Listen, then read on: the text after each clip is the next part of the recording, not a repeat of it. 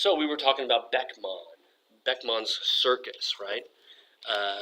The idea that with this series of prints called the Jahrmarkt, the annual fair, he presents mankind as having these artifices, right? These roles that we play, that he as an artist is trying to see behind, right? Get past the role to the true humanity, right? So me looking at Mary not as an art major, but as an individual human, right? Get past these roles that we put on. And Behind the Curtain is an excellent example of what he's doing with that, in that he shows actors preparing to step out on stage, but they're still in costume, so we're only kind of halfway there, right? We're behind the curtain, we're behind the scenes, we see the people who will perform on stage, right? And you'll notice it's illuminated by artificial light. I love those hairdos, right? Look at this guy in the leopard skin. Is it a woman or a man in a leopard skin outfit, right? A woman maybe, but who? Yeah, but you know, it's Germany in the 20s. Do you ever see the movie Cabaret? Right? That's Weimar, Germany. It's pretty loose, right? Things could be anything. Who knows, right? Even the bearded person could be a bearded woman. If you think about circus, right, and all of that, anyway, it's fluid, as it were. But the point is, of course, even though they're still in costume, we end up working toward this idea that even though we exist in these little, time-space bubbles, if you will, right, we each have a sort of cloud around us that he seems to crowd us together so that we feel alone within a crowd, where he's trying to strip away that. He's trying to get us down toward thinking about what it means to be an individual and part of a community. And these prints are just so raw, aren't they? We've seen so many of these German prints working in dry point, right? So as opposed to an etching or an engraving or a woodcut, a dry point, you're just simply scratching the metal with another piece of metal, right? So you got a soft metal like copper or maybe zinc, and you got a hard metal like steel that's been sharpened to a point. And you just scratch at it, right? And it's really immediate, it's really direct, right? It's the closest equivalent to really drawing that you can get in printmaking. And he loves the edgy, rough, resistant mark that he gets out of that, right? Because metal against metal means you have to really go for it, and you end up with these marks that are like they're it's hard to make a subtle line if it's going to be deep, because you're tearing at it, right? So if we look at the modeling of that bearded person from the back, and we see the series of course, you can get a sense of how vigorous it is to make those lines, right? Or the back of this kitty cat, I think it's a kitty cat, in the foreground, or the face of the man that we see in profile. There's a sense of how rigorous it is to make those lines. And he sort of likes that because it makes it somewhat primitive as a drawing. Right? There's something that goes hand in hand with that he's working with. I told you at the end of class I'd bring in the merry-go-round, so there we go, right? The merry-go-round picture where, again, Beckmann is revealing this idea using the fair, right, the circus, if you will, as a place to then think about this whole idea of role-playing and trying to get past the role-playing and to the heart of the matter. And so we have children playing on the merry-go-round. It's a great merry-go-round, though, isn't it? I mean, what merry-go-round has pigs? I guess they do, don't they? They just don't look like pigs. They don't think it because you see them as pink and whatever, big purple things. But there's that big wild boar that almost looks like it's threatening that little kid standing in front of it, doesn't it? Like it's going to come flying off the merry-go-round, and that the donkey or the bull in the back and the horse in the front. Life is a carnival, right? In fact, there's a great song by the band in 1969 or 70. Life is a carnival, 3 bits a shot, right? Go out and play the game and figure out your place in life through playing the role. Now, Beckmann right, loves these metaphors, right, of the artifice of life. And he sometimes, like in this particular series of prints, uses the annual fair, the Jahrmarkt, as the basis for that. But in other works, he also sees other places where artifice comes in. And in particular, he loves Greek mythology, images based on Greek mythology. Because behind the myth, right, you end up getting at the whole point, the great interest we maintain to this day. Why do we still read Homer? Right, the Greek poet, not Simpson, not the Simpson. I was at a dinner party once. This is very funny. And I said, well, as I said, I mentioned something about, Homer said this. And somebody who was listening to the conversation from outside says, Homer the Greek poet? And I said, no, Homer the Simpson. And the entire table broke up laughing. Why do we still read Homer the Greek poet? Probably for the same reason we read Homer the Simpson. Which is that behind the artifice of that, right?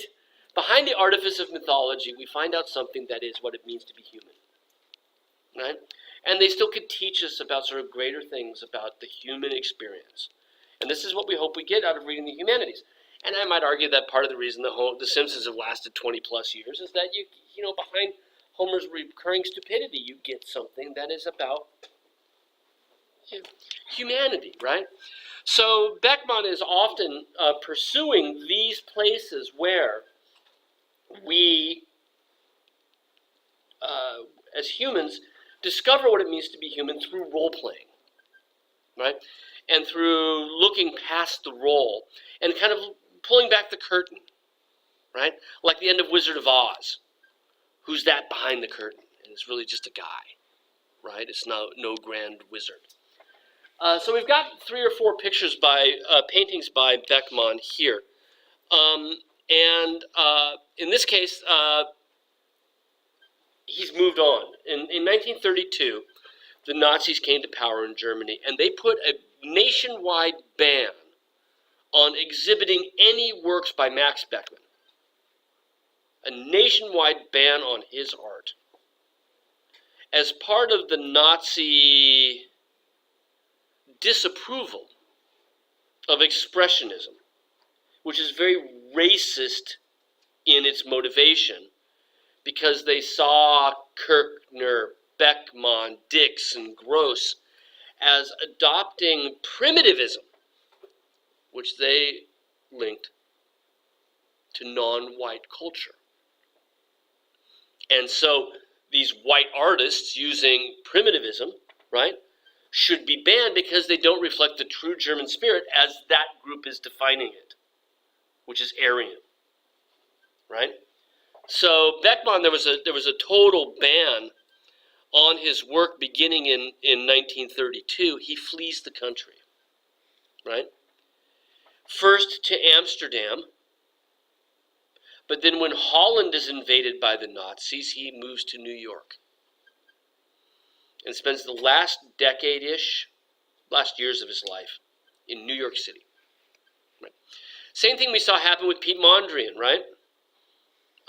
Spent his final years also in New York. And we are going to be looking at American modern art, particularly in the 40s and 50s. What we're going to find is this influx of Europeans at the beginning of the 40s has a huge, huge impact on the tenor and direction of modern art. You don't get abstract expressions. You don't get de Kooning and Pollock without these guys being in the mix at that point, right? So for all the horrors that Hitler did, he certainly helped American art. Not that that forgives him or anything. Right? So this is painted after he's fled.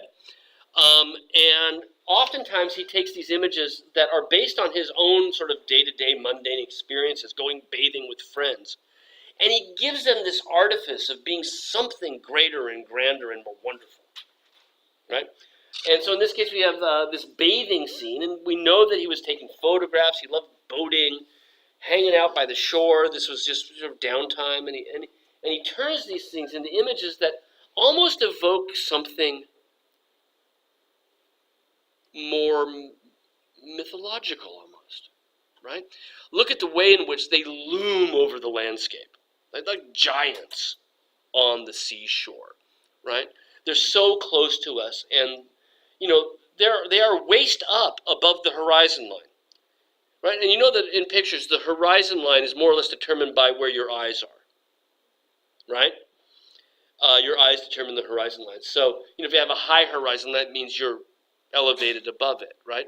So in this case, if we look at the horizon line, you realize that your height is about their hips, which gives them that sense of monumental grandeur. And the fact that he gives one of them this cloak. Now, he's wearing the standard, you know, you've seen these old bathing suits, the old onesies that men used to wear, right? And he's got that tank top bathing suit on. Or is that a she? That's a she, right?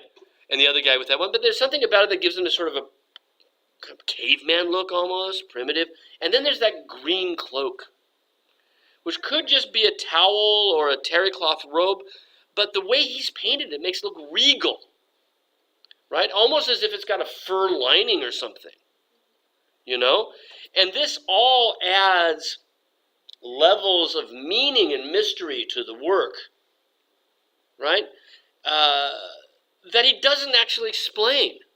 That keeps it mysterious. That gives it that, like mythology, where you don't understand it all, right? It's just an insight into something, right? Elaine, you were starting. It looks like a cartoon. Oh, Kirchner. Kind of, except I think that with Kirchner doesn't like modeling. Right? Look at the modeling in 3 dimensions. There's something bulky and substantial about Beckmann's figures. And also his colors don't violate your eyes nearly as badly, right? I mean, Beckmann is a much more conventional, but not conventional is not the right word, harmonious colorist, right? So that yellow and green work together. Now, he uses green cloaks in a lot of his pictures, and I'm not quite sure what they mean. But there is this sense that that cape, right, that green cape, has meaning, and we just simply don't know what it is. This is his very last painting. We have it in the National Gallery. It's pretty big, too. It's, you know, the figures are over life size, right? It's a good 6 or 7 feet tall, the central panel. In fact, the day after he finished this picture, he's living in New York City, and he goes for a walk from his studio on the Upper East Side to the Met Museum, 86th and 5th, to see an exhibition of paintings where one of his self-portraits is in the show. Don't let vanity get the best of you. He has a heart attack and dies on the street, right? The day after he finished this picture. Right? He literally just put the brushes down. I'm going to go see the show, and dies. So this is his very, very last picture. Right? As you can see, it's 3 panels meant to be seen in tandem, as a group. Now, in the history of art, when we see these things, we got a word for them. Who knows that word? Triptych. A triptych, exactly right. And it's a Greek word for 3 wings, right? Triptych. Right? Now, normally triptychs, the wings are half the width of the center because they're meant to fold over the center and cover it up. So on a real Renaissance triptych, which is what he's making reference to, right? The 2 wings would be each half the width of the. Then my body's the triptych. My arms are the wings, right? The wings would be half the width of the central panel and the same height, because they would be on an altar in a church, and they would close during weekdays and open on holidays, right? Sundays and holidays, okay? And so they usually, the 2 wings will extend the theme or relate to the theme of the center panel. And on the outside, they'd be painted as well with something that related to the overall theme, right? So there's really like 5 paintings in one, right? 1, 2, 3, 4, 5, right? Got it? Now, Beckmann is a triptych, yes, but not really, because he didn't paint the wings on the back, and they're obviously not intended to fold over the center, right? So it's a fixed triptych rather than a folding triptych. But there still is this idea of recalling Renaissance art, right? evoking the ideas of a Renaissance picture. And we've seen when we've talked about Expressionism, going all the way back to Katie Kollwitz around 1900, that for the Germans, the Renaissance is an important touchstone for them. Because German Renaissance isn't the way that they look at it. They see it as not as sophisticated as Michelangelo Renaissance. Right? The North. Now, I don't think that's true, but this is how they looked at it, right? It's more primitive. And to them, they see these not as German Renaissance, but rather as German primitives. And even if you look at the literature from the late 19th and 20th century, they will refer to them often as the German primitives. Right?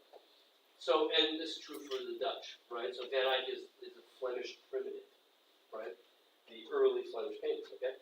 So when he's making these references back to sort of Northern European Renaissance altarpieces, he's thinking of it as a conscious primitivism. At the same time, it's symbolic, right?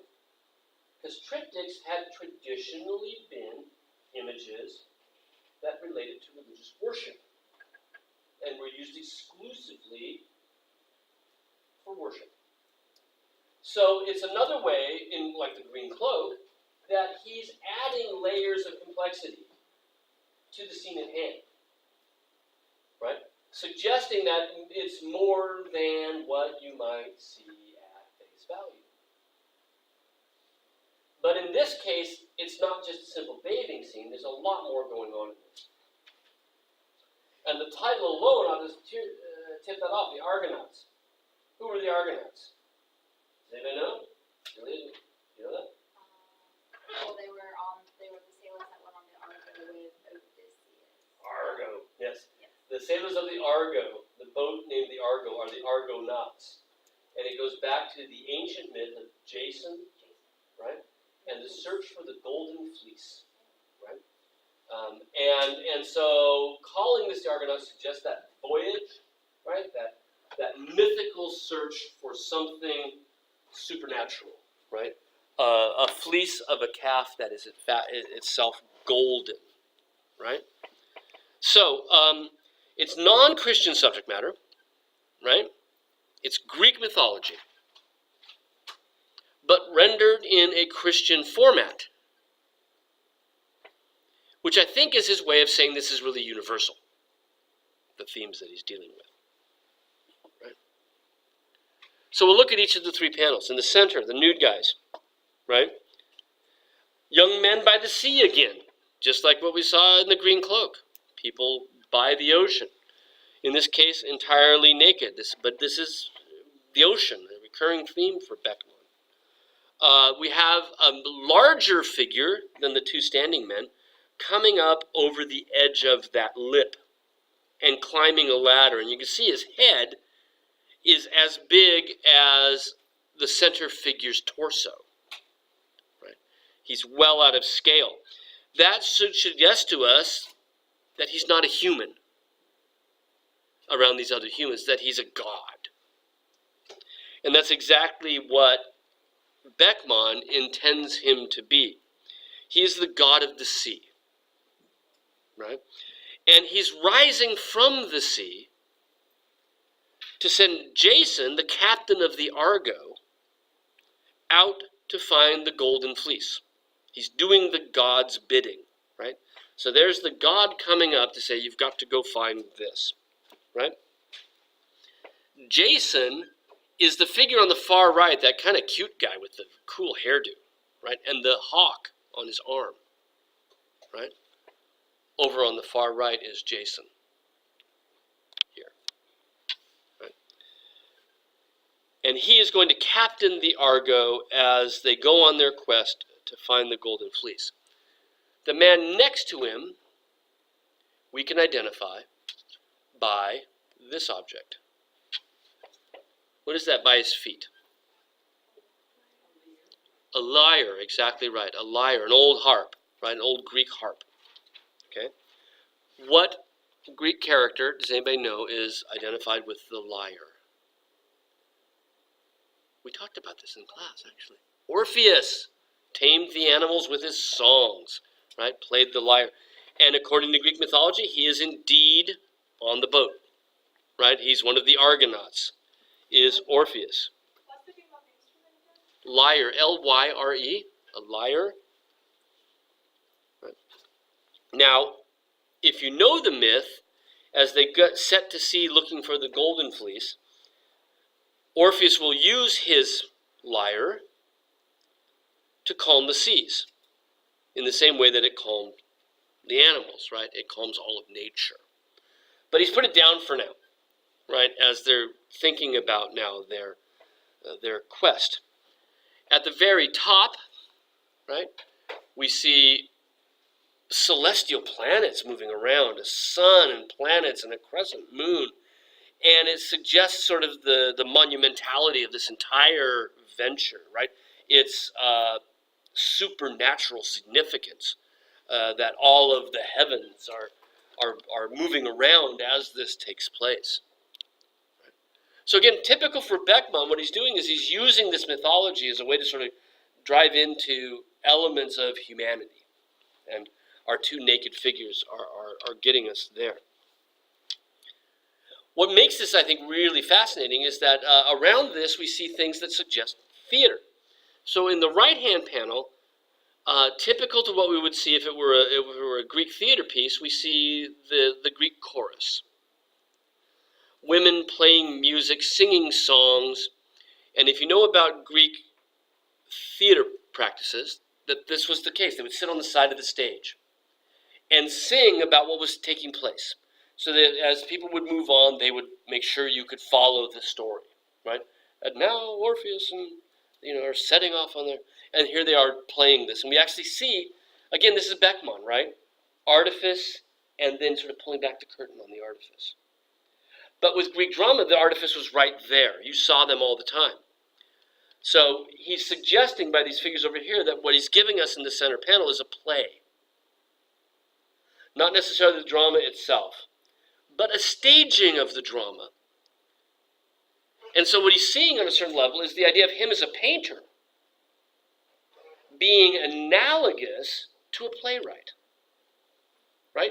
Taking the events of man and staging them in a way that we understand something, themes and ideas, right? So he is a painter who is himself one who stages, right? And if you think back, right, he's the carnival barker, right, at the Circus Beckmann. He's the one who sets the stage for us, right? And the whole point of writing drama, the whole point of staging plays, is that we reveal something of the human character. So his job as a painter is similar to what a dramatist's job is, a playwright's job is, which is to take human activity and spin it into something that each one of us can look at and think, now I understand something about myself that I didn't understand before, or about the human character, right? And to set this all up, in the left-hand panel, we have an artist painting a model, right? So this equation of art making and drama making, which we've seen even behind the scenes at the annual fair, is a theme that Beckmann loves as a way of approaching presenting these human figures to you. He is staging things. And in this case, he's painting Medea, not Tyler Perry's Medea. You were going to say that anyway, weren't you? I beat you to it. Medea was on the trip, right? Jason meets Medea and they get married, right? So there's Medea. It's almost like he's preparing the fourth panel, like he's going to be a quadriptych. Bet you haven't heard that one before. A quadriptych, right? That he's painting a fourth panel that's going to have Medea, or he's painting the future. But it does give you the sense that he is staging this, right?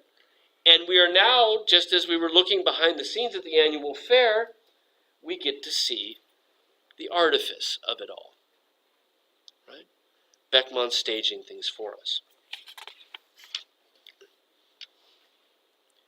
Our last Beckmann is a work of art that I hadn't seen before because it's never been on display, and here it is, it's out. It's again from his last year of painting. And I just don't know what to do with this other than I think I really like it. It's this falling man, right? And if you think about Beckmann at the end of his life, fleeing from one country to the next to escape the Nazis, and finally finding himself in New York, the city of high-rises. And in the 50s, kind of the only city really of high-rises at that point. I mean, Berlin had a few, but nobody, Europeans were enthralled with New York City. To them, it was this thing that to today, I mean, I've traveled a lot of places. I've never been anywhere that felt even close to what New York feels like. I've been to cities almost as big, Istanbul, almost as big. Paris is huge. It doesn't feel like New York. Berlin doesn't feel like New York. Some of them have, okay, that feels like New York, but not the whole thing. And for the Europeans, this idea of these densely packed high-rises, we find them making movies about it in the 20s and the 30s, just coming over and filming it, and no dialogue, no narrative, just like, wow, right? Buildings with a sky bridge at the 25th story connecting two buildings across, the avenue, just blew people away, right? And here we see Beckmann in New York, right? This European who's come to find solace here, to find, what's the word I want? Sanctuary in New York. But at the same time, seeing his life as so precarious that he could one day fall from one of these buildings. And you'll notice that the buildings are on fire on the left. And you'll also notice that he's wearing that green cloak again, right? Or something similar to it. And is it really him? Maybe it is. What's that thing on the left but probably a wheel of fortune? See this over here, this bit, right? Or something, a wheel-like motif. And, we all know that what the Wheel of Fortune is that sometimes you're on top and then sometimes you're at the bottom, right? So a certain autobiographical nature to this, right? I don't have much else to say about it, but it's a terrific picture. I love the way, and maybe this is your thing about Kirchner, Elaine, is that the proportions are so askew, right? But the colors are so much more delightful. And I think for me, if we look back at this section, which is this new objectivity, right? Of the three that we talked about, I'd own a Beckmann. I don't think I'd ever hang a Gross or a Dix on my wall, right? I mean, just who wants a lust murder picture, right? But these have a certain, and again, I think this is this broader humanist agenda that after the war, at least, begins to sort of pare away from that violence and move into other ways of getting at social justice, right? Humanism. And Dix and Gross are interested in that too, but what they want us to see is our inhumanity so that we can get back to that. Right? For Beckmann, there's other ways to reveal it. And for me, that makes him, given my personal tastes, a much more attractive artist, right? And he's a terrific painter. I mean, his handling of the medium. Get down to the National Gallery and see these. This one's finally out on display. That's why I didn't know much about it, because I've never really seen much of it before. This one's not on display right now, and I don't know why. I guess there's only so much room. Yeah. Could the one on the right with the Argonauts, could that be the Sirens? That's another good possibility. I've always heard it interpreted as the Greek chorus, as the artifice of theater. But I don't see why not. Jamie, that's a very good point, because the sirens are what, in fact, inspire us, right? They are the things that make us, in Greek mythology and in Greek theater, sirens are the things that attract us to the object of our quest, right? Or at least attract us somewhere that they want us to go. So they play music, play sound. Oh, brother, where art thou? John Turturro hears the sirens, and he goes out and he's, no? Yes? Okay. I had these references. They used to be really good. Now they're not anymore. Now I'm too old. Okay, well, anyway, I think the sirens are a very important way, because, with Beckmann, I don't think you're going to want him to lock it down to being literal. And, yeah, I think he would want you to think about other forms of storytelling, because they do relate. I think in many ways the Argonauts picture is about storytelling, right? That's why he's putting himself in the center. But that's why we see the start of the story in the center, right? And then whether it's the chorus or the sirens in the right, It really is about motivating the story and then learning from the story. So the sirens makes all sorts of sense. And then also, so I have two questions. So you said that the one on the left, the Argonauts, was his last one. Very, very last. So he was working on them simultaneously. Well, again, this one we know from his diaries, right, that he started in 49, right, and he finishes it. But it's the last one that he finally stopped working on, right? And then, But in the interim, worked on other pictures from the same time. Now, these dates, I believe, are all based on stylistic analysis. It kind of brings up a bigger question. How do art historians, us, how do we put pictures in a chronological order? Especially if the pictures don't have a date written on them. And usually we return to secondary evidence, so diaries of Max Beckman would be a great place to turn. Records of exhibitions when they showed up, for example, would be another place to turn. But then sometimes we're simply left at, this is not, maybe throughout Beckman's career the feet kept getting bigger and bigger, and you start to put it that way. So your Picasso scholars, right, will go so far as to say this is early April 1912. Right? If you're in grad school, you might be tested on where in 1912 did that Picasso come. Because they can do that based on these different sources. And again, he and Brock's development like that. So, circa 1950, right? And certainly circa 1949 to 1950, finished by 1950, that's when he dies. and then my other thing was, because he's so interested in Greek mythology, could you also say that the falling in would be like Icarus? In fact, people have, thank you, they're very good. So with the idea of mythology, what man falls from the sky, right? And you could ask yourself that. Now, he's turned it away from Icarus. There's no, you don't see the sun up above. And by the way, that's dated, isn't it?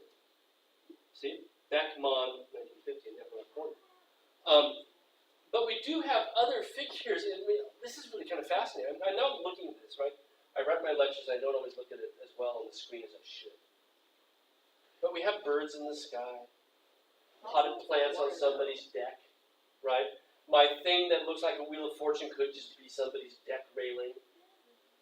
But then you've got some figures in a boat, floating in midair. You see that? Right? Back there?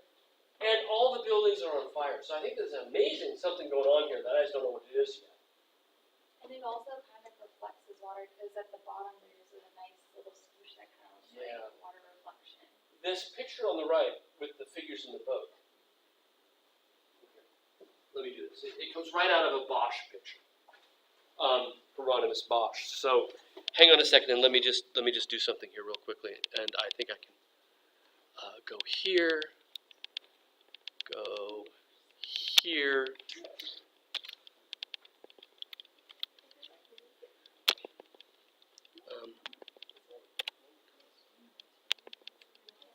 Give me just a second. Art pics. 16th century. Because remember that he's been looking back at European art, right? Oh.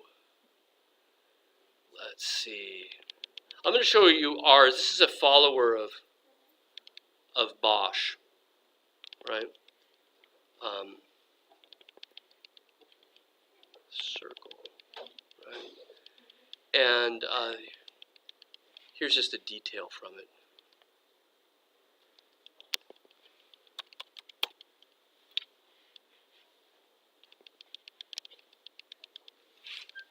Right? And there's a figure in the foreground, St. Anthony, is being tempted by all these visions and whatnot. And in the sky behind, we've got things like that, right? And that's really similar to what we have here. So, again, he's sort of pulling together these various references. And Julie, we might also mention that in addition, to Icarus, we could also be talking about the rebel angels in the creation story. Right? 1/3 of the angels of heaven follow Lucifer after he falls, right? And we see a number of images of them falling out of the sky, headlong out of the sky. But certainly Icarus is part of it, right? And the fires equated with the sun in a way, right? So, but also with hell, references within this that pulled together, right? So you guys are helping. I didn't have any of this. I didn't have the Icarus, but now when you said boom, didn't have the St. Anthony, and I guys understand that next time I teach this class, right? And definitely the idea of falling into hell, right? Out of heaven and into hell. And for him, he's found sanctuary. This is what makes it kind of fascinating. He's found sanctuary, right? But at the same time, he's got this fear that he might have fallen into something else, right? Or that nothing is ever really as safe as it might seem. Okay, we're going to move now to Dada, which you guys have just got done writing your fourth modern movement paper about. It's like German Expressionism in one particular way. They are very pessimistic, right? But it's unlike German Expressionism in almost every other way. One, it's funny. There's nothing funny about lust murders, right? Beckmann, well, certainly not in the war years, but later has something slightly less heavy duty, right? But for the Dada artists, they're absolutely pessimistic about the modern world. They began in 1915, second year of the war, and the war is at the heart of the movement. Their pessimism is inspired entirely by the war. It has ruined their opinion of modern man. Right? And so in Zurich, Switzerland, which was neutral during the war, we have a group of artists and poets who have fled their respective countries and have come to Switzerland. Right? Looking again for sanctuary from World War I. Right? And it's this group of expats living in Zurich that found the Dada movement in 1915. At the core is this idea that World War I revealed the worst of humanity. And because war is conducted through machinery in the modern world, and machinery is the result of industry and logic and reason, they as a group have to react against that. If logic and reason has led us to develop machines to more efficiently kill each other, then we want nothing to do with it, is basically the Dada principle. They reject reason. They focus instead on trying to make art that has the concepts of irrationality, intuition, a sort of childishness before you formed logic and higher level thinking. Right? This is what they're going to try to make an art that evokes these ideas. Right? A lack of rationality, a lack of logic, a height of intuition, and an unschooled childlike nature. Right? Lena. Is their focus on it being childlike supposed to be a mentality linked to childlike innocence? Indeed, innocence is what the part of that is, right? Not only innocence, but also childlike innocence is part of it, but that kind of only scratches the surface, right? Because their interest in children's art is not just for innocence, but it's also for sort of pre-rational thinking, right?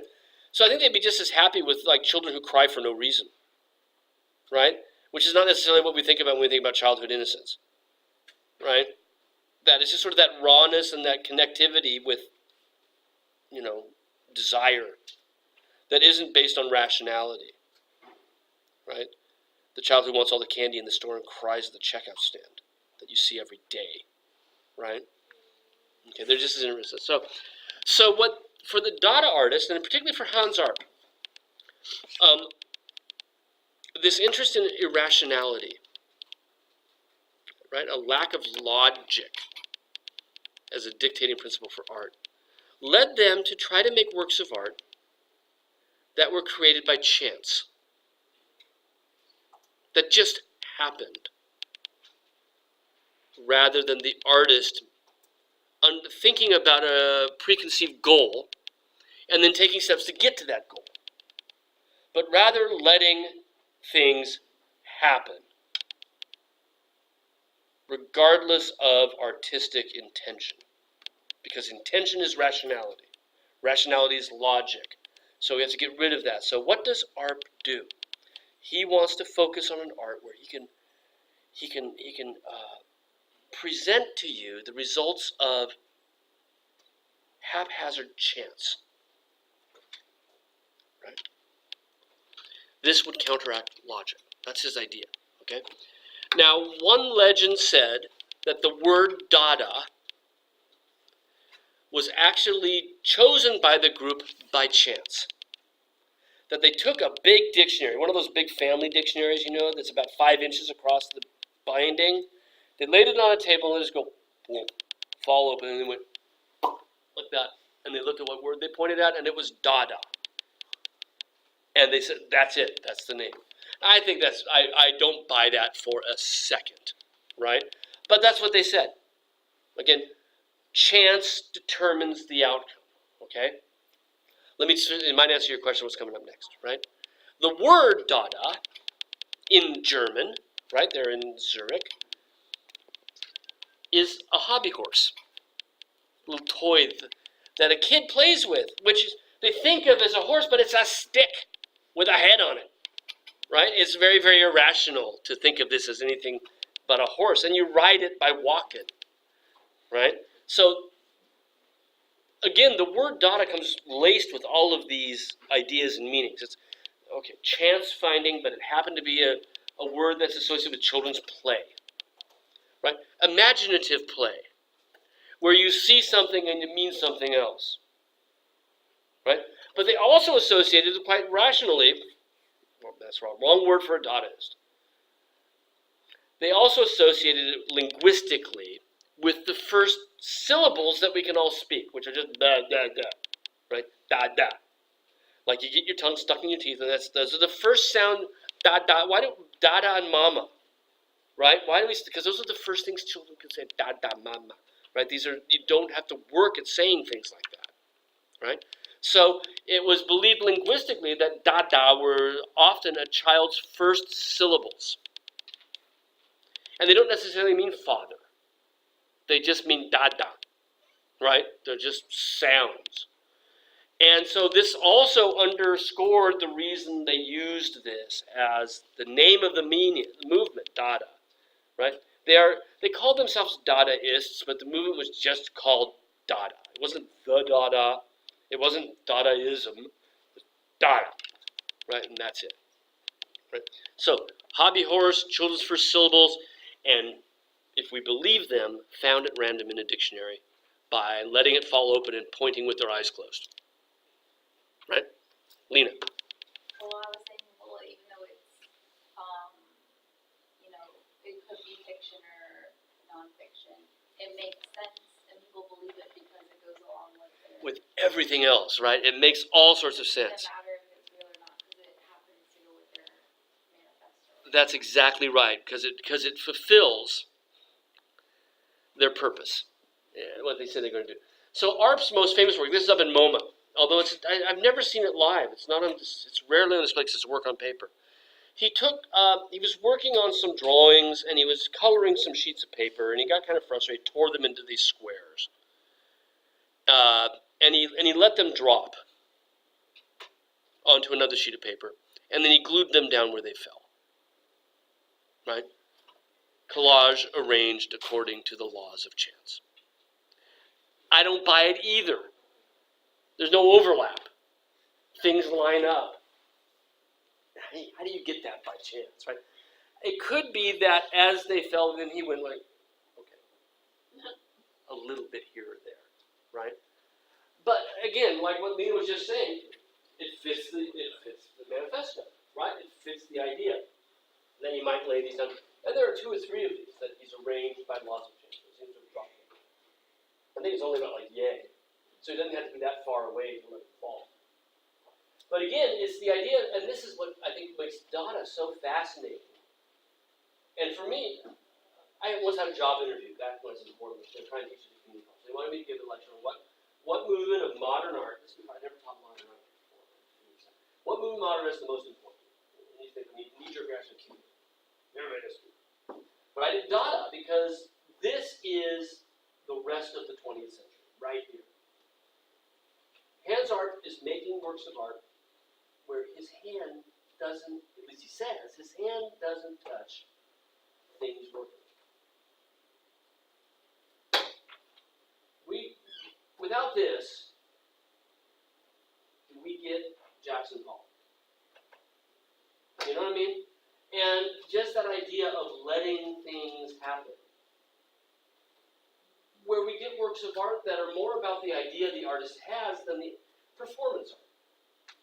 Right? Is based on coming up with an idea and making something that doesn't last. Right? Sarah has something up in a gallery right now, our drawing book, right, down in Clinton. And it's going to be gone in a month. Forever.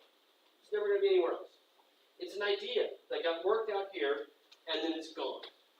And the importance of the art is that idea. This is going to be something that comes out of Dada. Is more of the concept of art than the actual thing you make. So in this case, what art is doing is he is undermining the importance of the thing that he makes by allowing it not to be his handicraft, right? Or suggesting that it isn't. So what he's saying with this, basically, even if he did rearrange this, I'm not taking credit for it, right? My job as an artist is to come up with the process of doing this and presenting it to you. Identifying it as art is his job as an artist, not craft, not technical skill. It's anti-art. And in fact, I don't know if it came up in the readings. I haven't read your readings yet, right? As thoroughly as you hopefully have. But Dadaists would say everywhere, we're not making art. Dada is an anti-art. In fact, some of the Dadaists refused to even admit they were Dada, which is kind of a Dada thing to do. Right? To say, I'm not Dada. So art is sort of at the foundation of this, right? In Zurich, 1915. Our work, this cutout work called The Forest, is this very thick cut wood, where he finds in nature an analogy to what he was doing in the studio with the ripped up paper. Leaves fall, right? Things in nature stack up on each other by chance. Pebbles, rocks, right? Things fall down and they lay there and other things fall on top of them. So what he does is he makes this cutout based on that idea. Right? So it's still, now he's crafted this, right? He's not just gone out and it's not just found objects that are tacked down. Although, wouldn't that be cool? Right? Why not? But he's taken those leaves, pebbles, whatever, made these cutouts, and you'll notice that in cutting them out, it's really rough-edged. Not the jigsaw lines are not really smooth, and they don't look really precise, right? And Bauhaus craftsmanship is pre-Bauhaus, right? But still, that idea of machine forms of perfect precision is not something that art is interested at all in. He's making it look clumsy. And that, again, fits with this Dada idea that rationality is not what we're trying to champion. Intellect is not what they're trying to champion in the classic sense of rational thinking. So he presents to us now this intentionally sloppy kind of art to get to the idea of chance, of randomness, of a removal of the craftsman's hand. Right? Now, this group founded a cafe where they would perform and have art shows. Because remember that there are poets as well. So there were various performances, and they called it the Cabaret Voltaire, which was the name of a post-punk band in the 80s and 90s as well. Right? The Cabaret Voltaire. Voltaire, obviously, one of the shining lights of the Enlightenment. Paragon of intellect and reason. And so it's kind of a paradox that they named their cabaret after him. Right?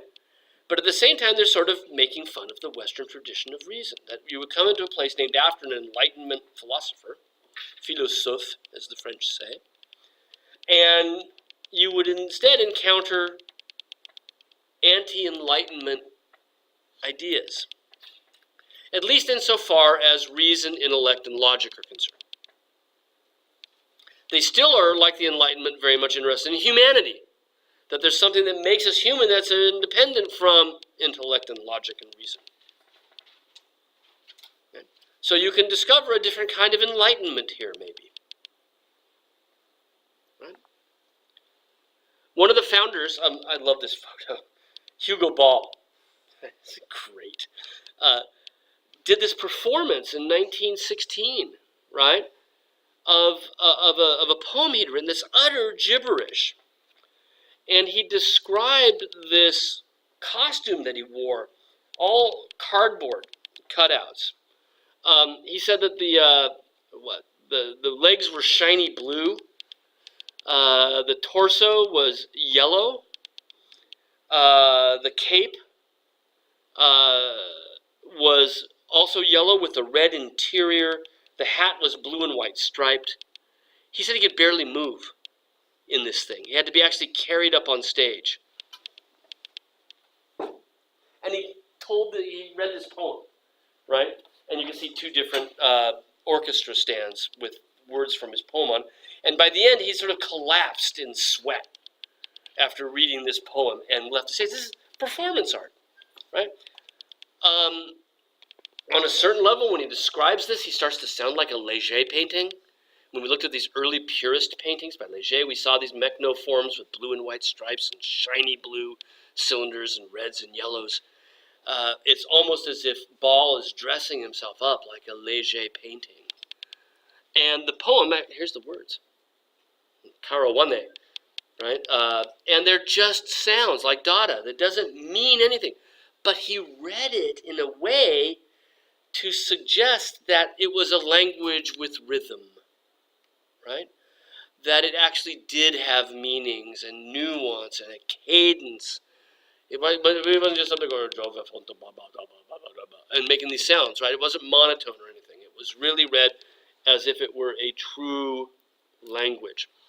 Now, all of a sudden, it starts to sound like everything it's like this distillation of a ton of things we've been talking about, right?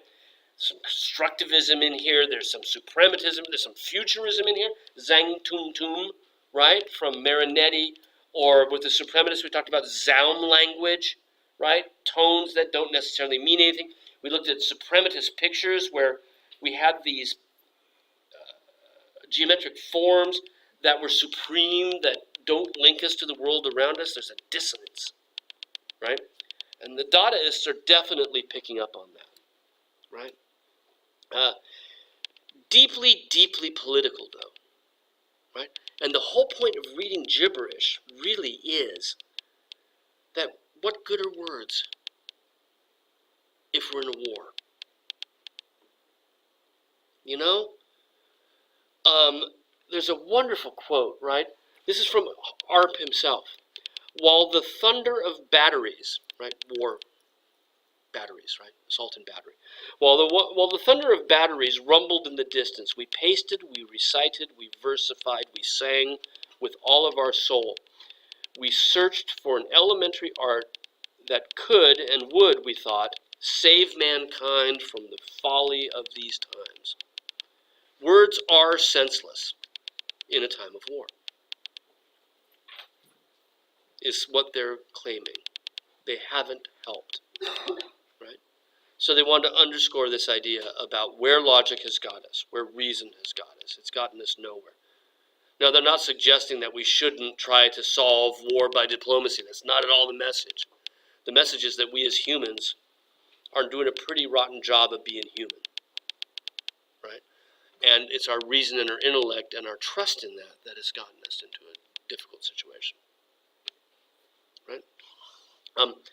At this point, I'd love to play something for you. There was a band in the 70s. Now I have to explain this stuff because I can't just drop the names. There's this band in the 70s and 80s that was totally influenced by Dada. And in fact, one of their songs is one of Hugo Ball's Dada poems, The Talking Heads. David Byrne, when he gets out in the big suit and starts to sing Stop Making Sense, it's Dadaism. And he got it out of going to Rhode Island School of Design. And the song Izimbra is a Hugo Ball poem. And he performs it in these amazing sort of stage sets that reflect this, right? Dada's influence is everywhere. They used to make poems